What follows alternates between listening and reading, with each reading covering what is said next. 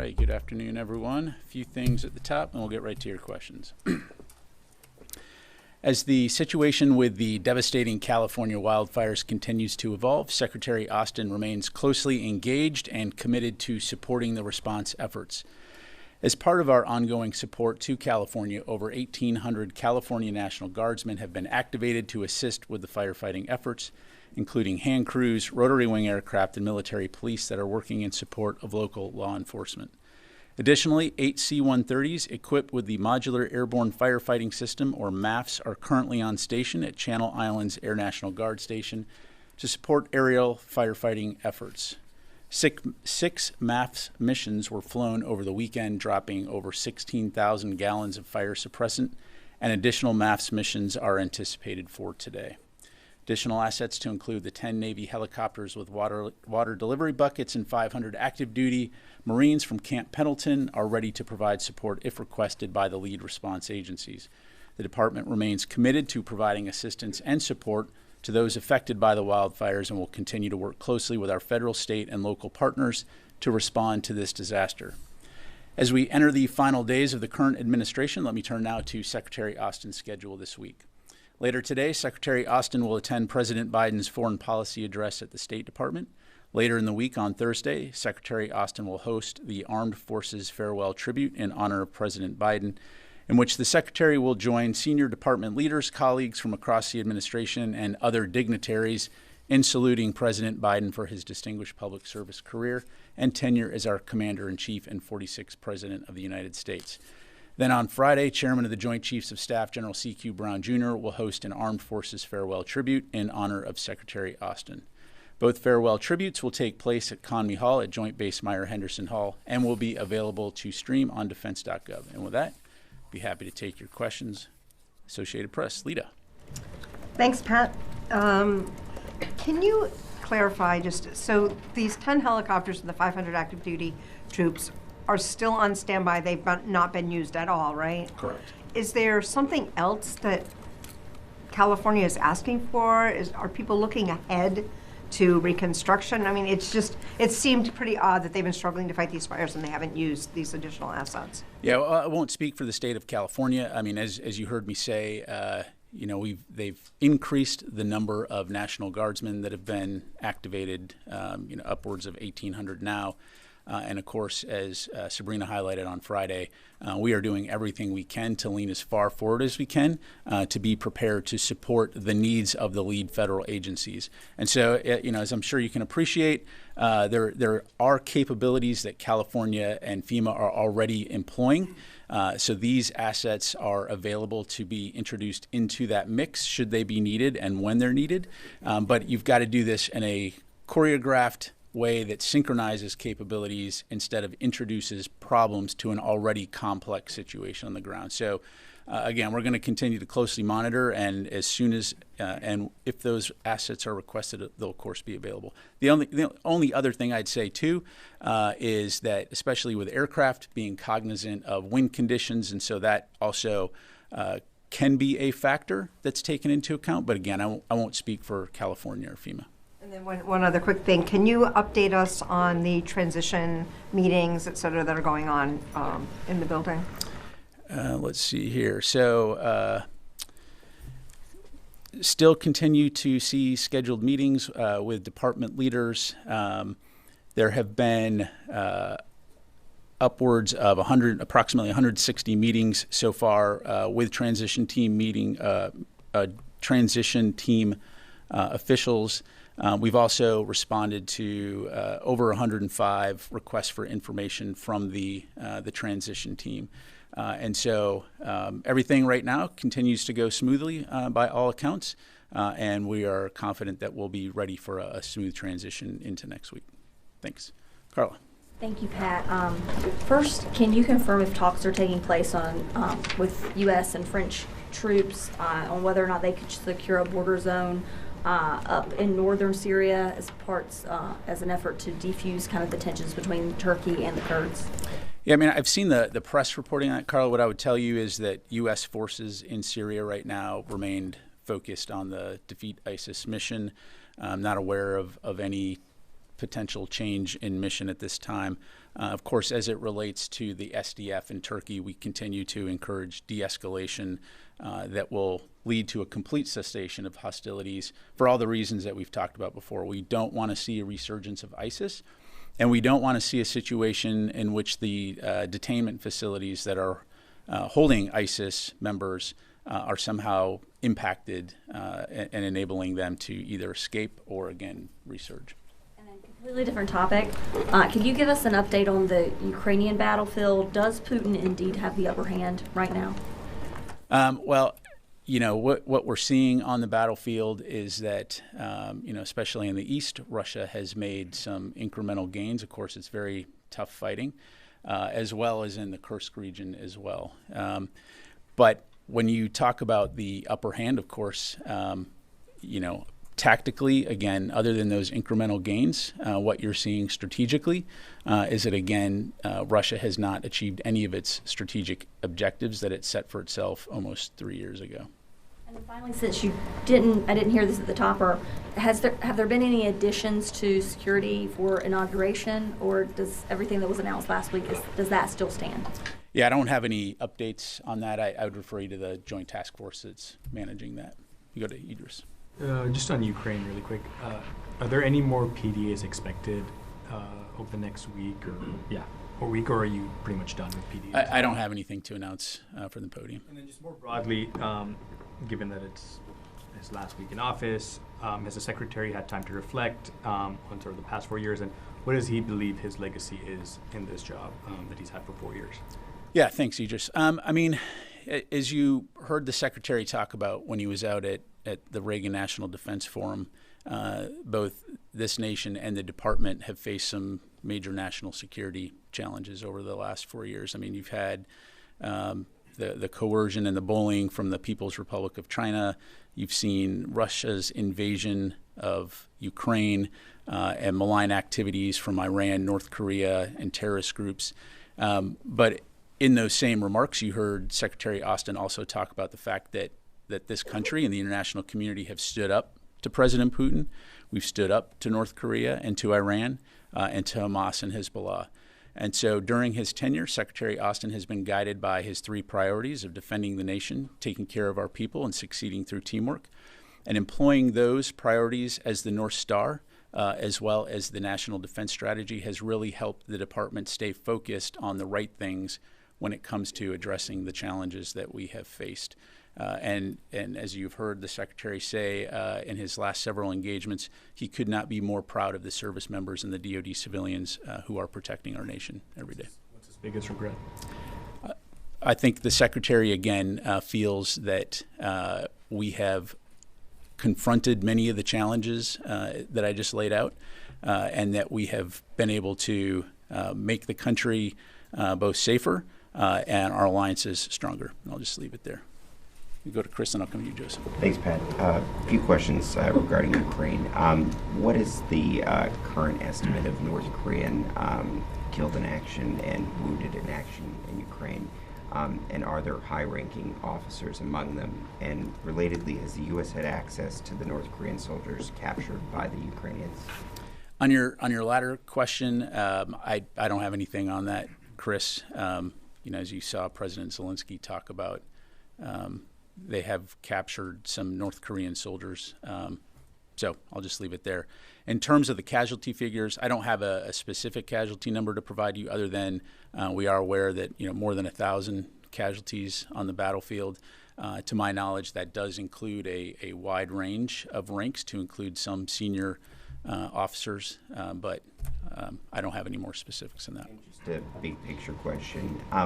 Why wasn't the DoD able to spend all the PDA authorization for Ukraine? Well, again, these are authorities, and you're going to look at balancing readiness, replenishment, but these are authorities, not necessarily the funds, right? So that authority will get passed to the next administration, and it'll be their call on whether they will choose to expend or employ that authority to expend those funds. Thank you. Joseph. Thanks. One on Yemen, another on Iraq. Also, going forward, what's the Secretary going to recommend to the incoming administration in terms of the campaign to deter the Houthis? It's been about I think, a year since the U.S. stood up this coalition to get the Houthis to stop these attacks. They haven't stopped the attacks. They're continuously attacking Israel as well. So, does he think the incoming administration should do more of the same that you guys were doing? Do more, do less? What's his recommendation? Yeah, I won't get into any advice or conversations the Secretary may or may not have with the incoming administration. Clearly we've been focused on degrading and disrupting their capability. You highlight the fact that they have continued to conduct strikes, but I would also highlight the fact that their capability has been significantly diminished. And so U.S. forces will continue to work with the international community to address this challenge in the Red Sea and the broader region when it comes to freedom of navigation and protecting the safety of mariners that are transiting that area. Just one on Iraq. Can you confirm or provide any information on or any updates on conversations between or requests made from the Iraqi side for U.S. troops to potentially stay longer than the previously agreed upon timeline? Yeah, thanks, Joseph. I don't have any updates. As you know, what was previously announced and that the timelines were announced, but I don't have any updates beyond that at this time. Go to Noah, and then I'll go to the phone. As I understand, the last package of $500 million to Ukraine that we're talking about here was done without money to replenish it. Can you talk about why this step was taken when it was resisted last year to preserve American readiness? Well, I won't get into specifics in terms of readiness levels other than to say, throughout this process, we're always looking at what capabilities we have, what we can provide, evaluating our own readiness, as well as looking at what the defense industrial base can provide when it comes to supporting Ukraine. Thanks. All right, let me go to the phone real quick. Tony Capaccio, Bloomberg. Hi, Pat. Can you hear me? Thanks. I have a Ukraine question.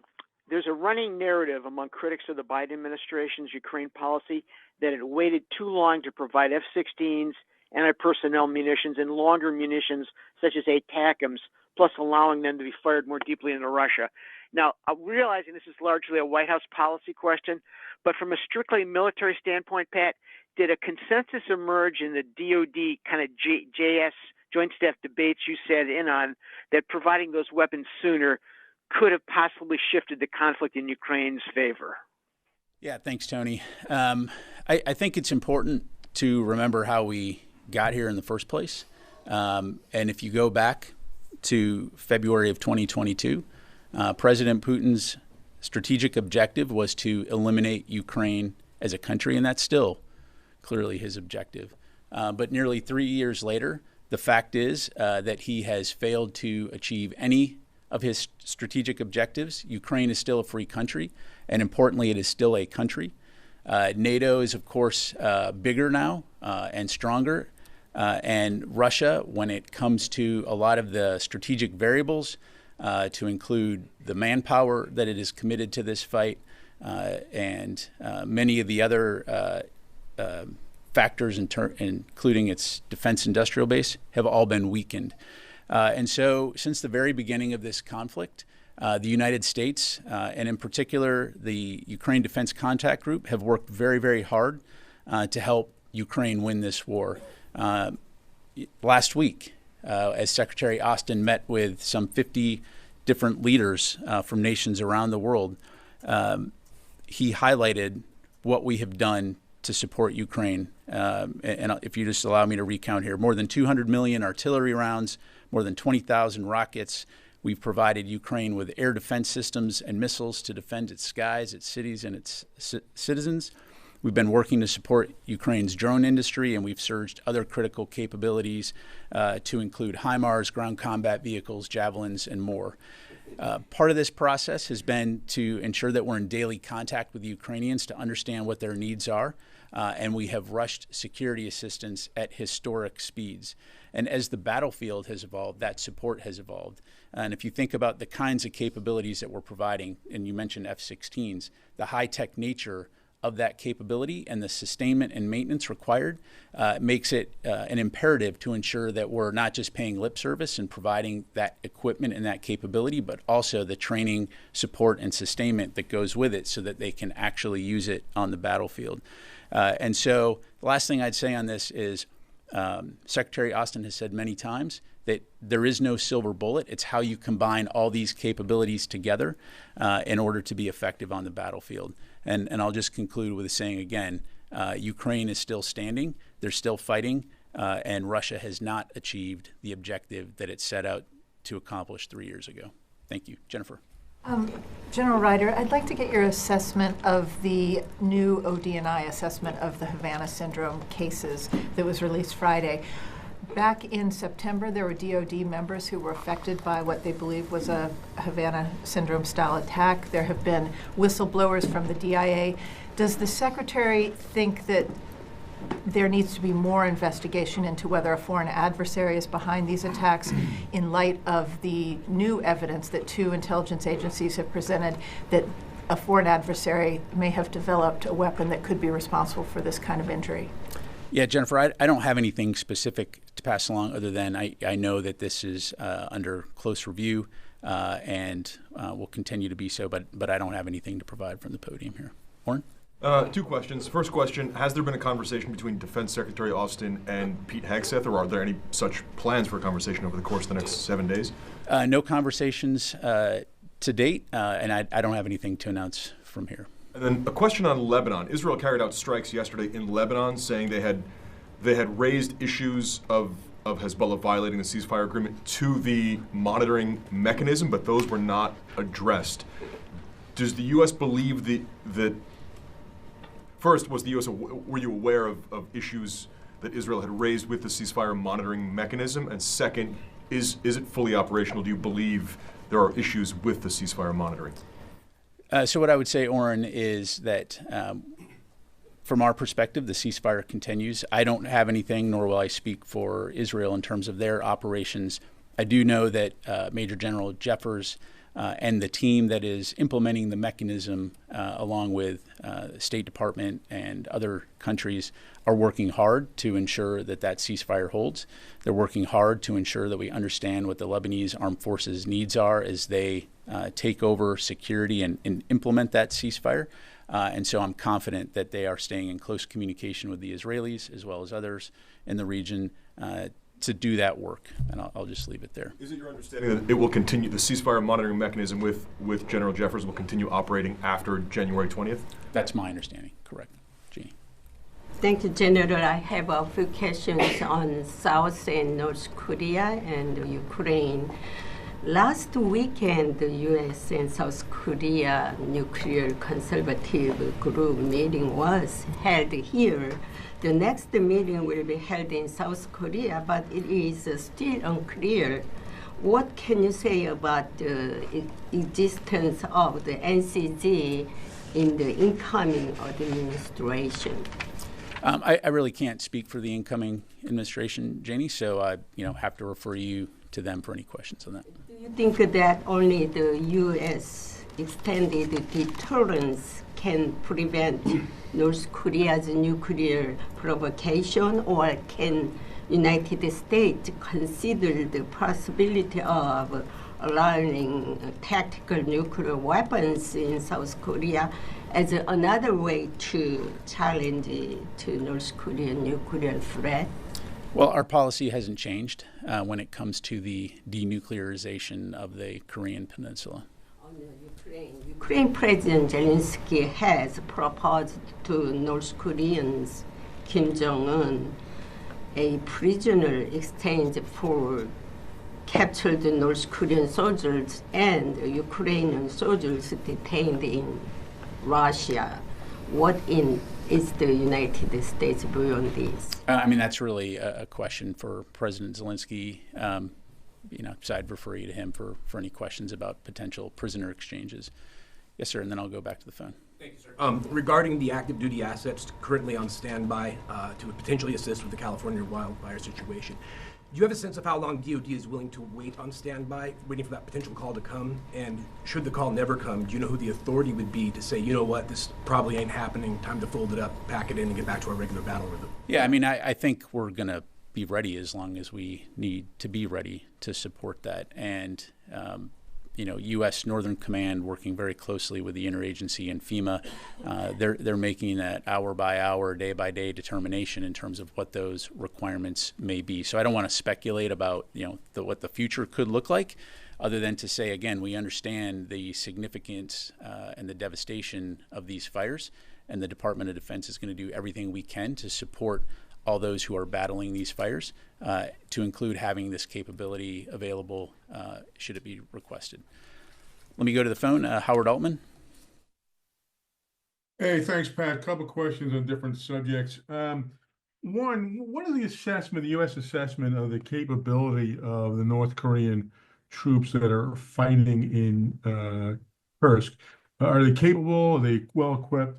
And the other question is, how dangerous is the ongoing battle between Turkey and Turkish-backed forces in the SDF to the U.S. objectives of stopping and fighting ISIS? On your first question, Howard, I won't go into specific intelligence other than to say, all indications are that these are relatively well-disciplined, competent forces, the DPRK forces. Primarily infantry focused, and so again, by all accounts, they are capable. And what we're seeing on the battlefield is that they obviously do present a threat. The Ukrainians are doing a good job of holding the line, although it is very tough fighting, and we have seen the Russians make some incremental gains. As far as the SDF and Turkey or Turkish-backed forces in northern Syria, again, as I highlighted earlier, we do continue to see the ceasefire hold.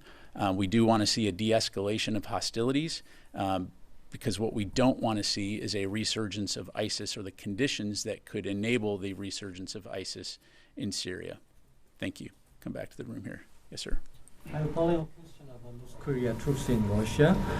It is reported that Russia reclaimed 40 to 50% of the Kursk region.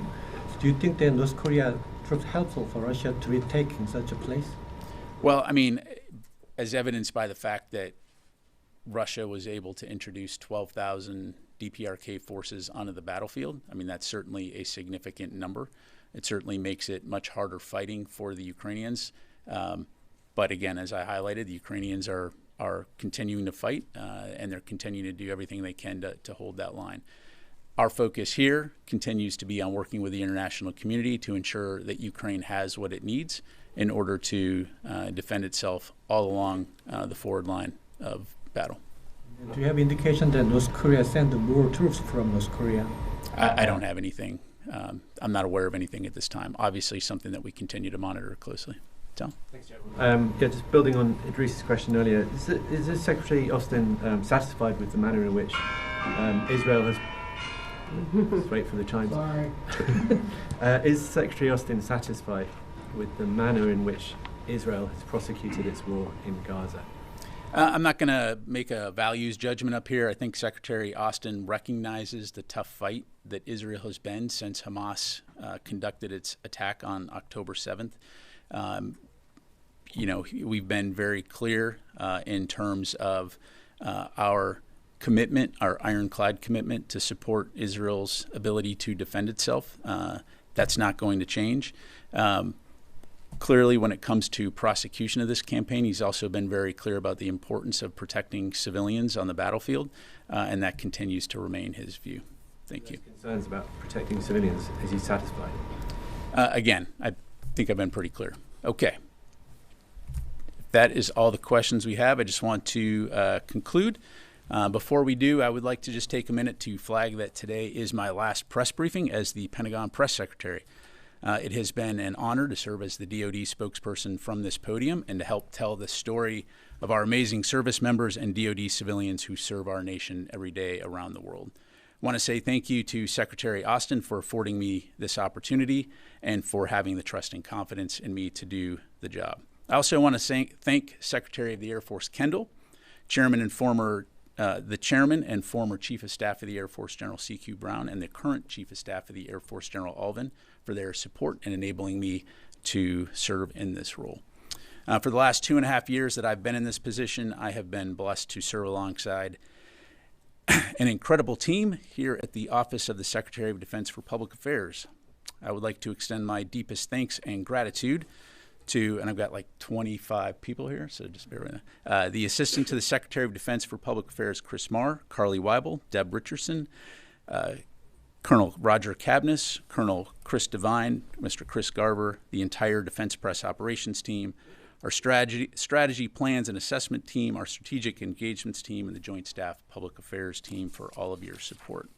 I know how hard you all work every day and on the weekends and in the nights, so I'm grateful for your dedicated efforts to ensure that Sabrina and I are prepared to step to this podium. And I also want to thank the press briefing room team, Tom, Akeem, Keston, and Adrian, for their support and their magic in maintaining this press briefing room and making these briefings possible. Special shout out to Jennifer Min, Josh Schrader for all of their assistance, and to my teammate Sabrina Singh for her partnership as the department's deputy spokesperson.